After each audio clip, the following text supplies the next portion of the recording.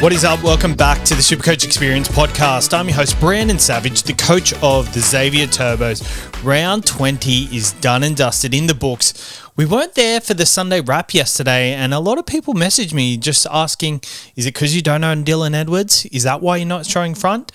Well, I always show up front when I get demolished, and I always make sure of it. I've been moving over the last couple of days / over the last week, so that's why I haven't been able to record the podcast yesterday. I'm actually not fully set up at the moment. This is my little podcast studio room that I'll be doing the podcast in the future, so hopefully we can get...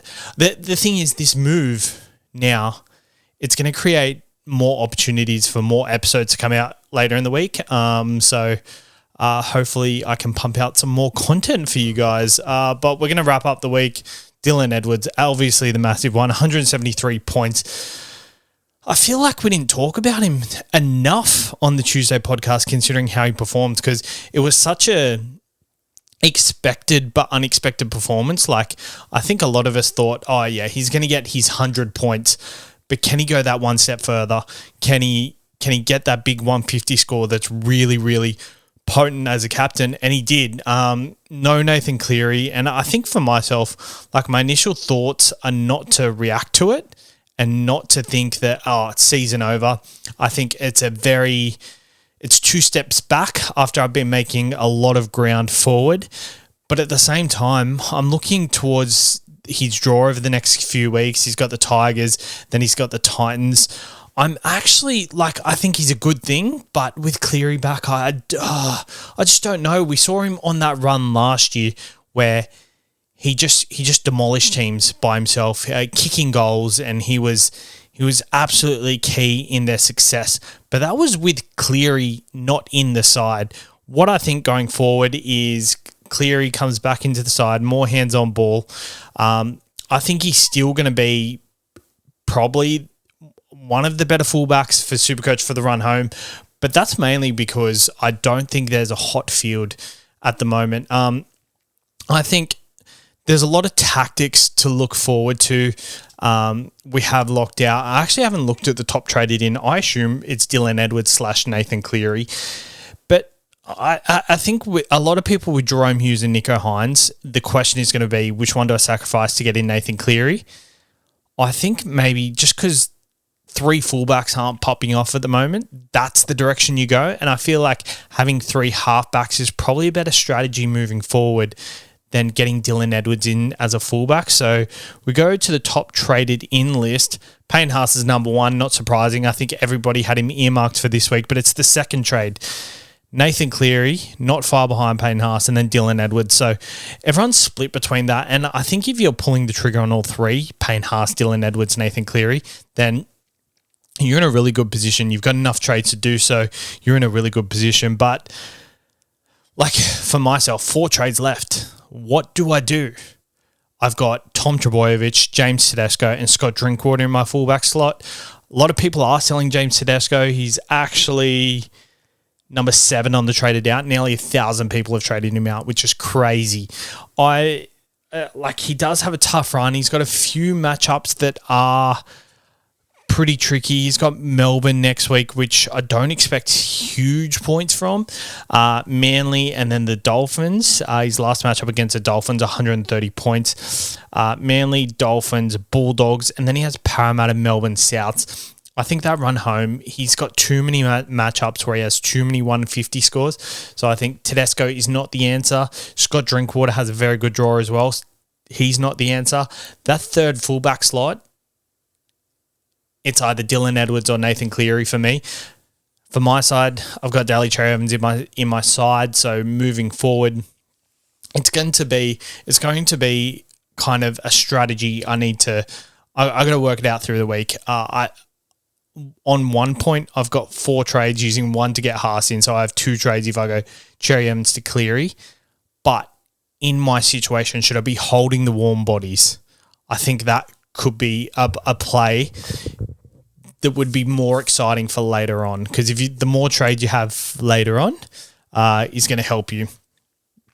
All right, let's wrap up the weekend. I'm not going to wrap it up like like I usually do, because it is Monday night. So will go over the key notes, and I won't necessarily go into the games in particular, but Dolphins played North Queensland. Dolphins have a bye next week. I think Herbie Farnworth, lowest score in 7 weeks. Yes, I captained him. Doesn't matter. I think he's the biggest takeaway from this. Kurt Donohoe, if you went him a couple of weeks ago, you'd be very happy. He played big minutes and he's scoring very well. For at the price, it was a very good price at the time a couple of weeks ago. Sharks played the Roosters, and the biggest talking point here, Blake Brayley. Is he the hooker that defines the season? A couple of weeks ago, we've had this chat about Harry Grant, Connor Watson. Blake Brayley was the answer. He was already killing it when this conversation come up. He was killing it during, and he's killing it after. I think the way he's playing is ridiculous. Before this run of games, he'd only scored 1 ton.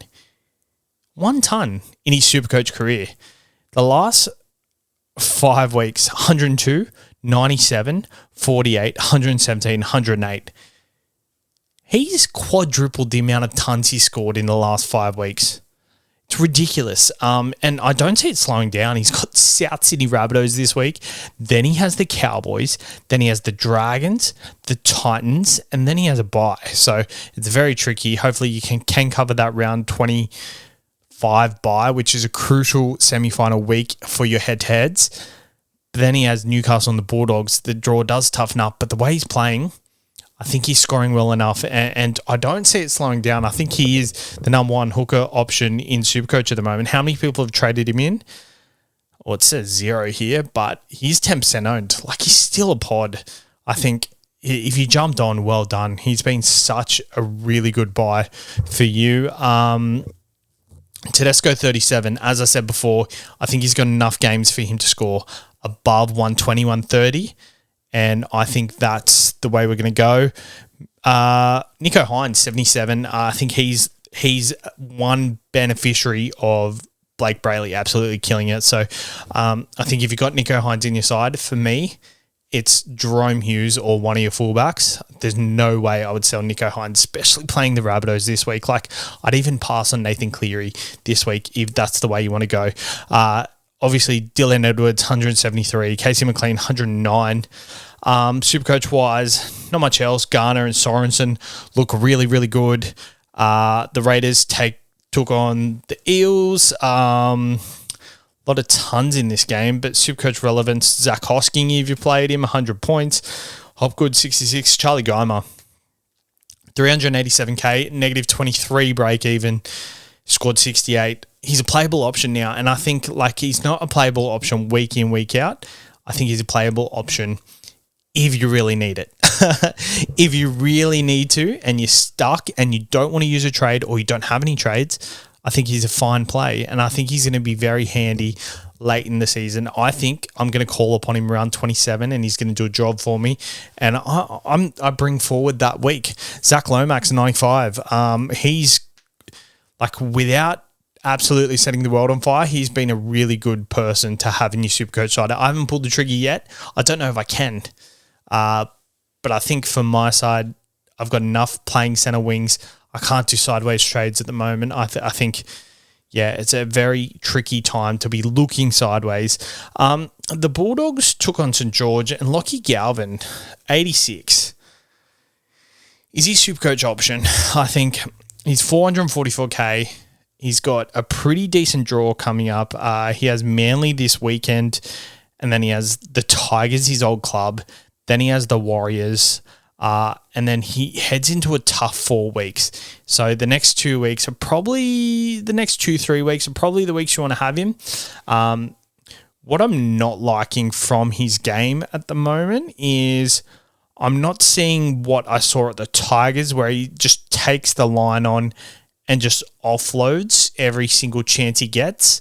I think that's a part of his game that we're missing. So pretty much since he came to the Bulldogs, not necessarily, since he came to the Bulldogs, he's only had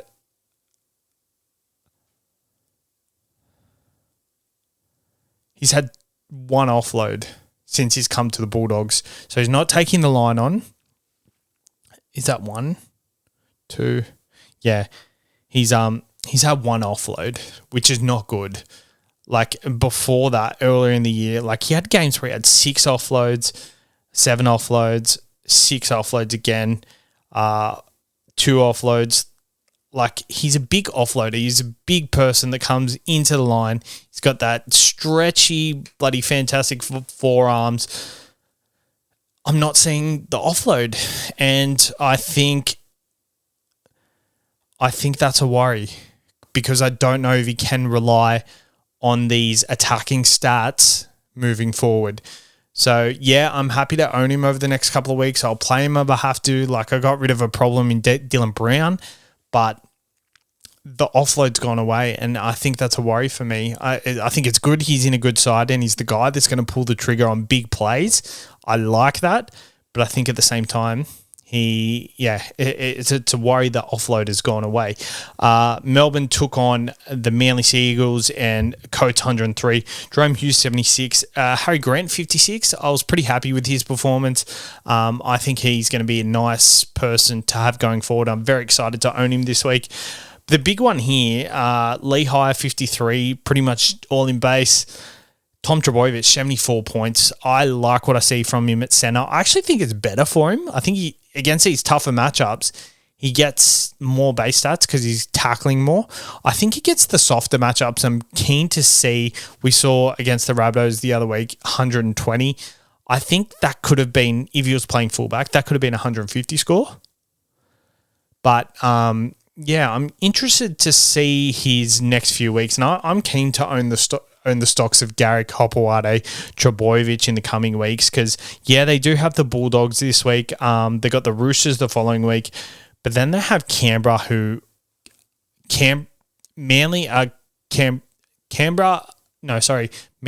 Canberra's bogey side. And I think they've got a style of play that can put points on. And then they go into the Tigers, Dolphins, St. George, Warriors.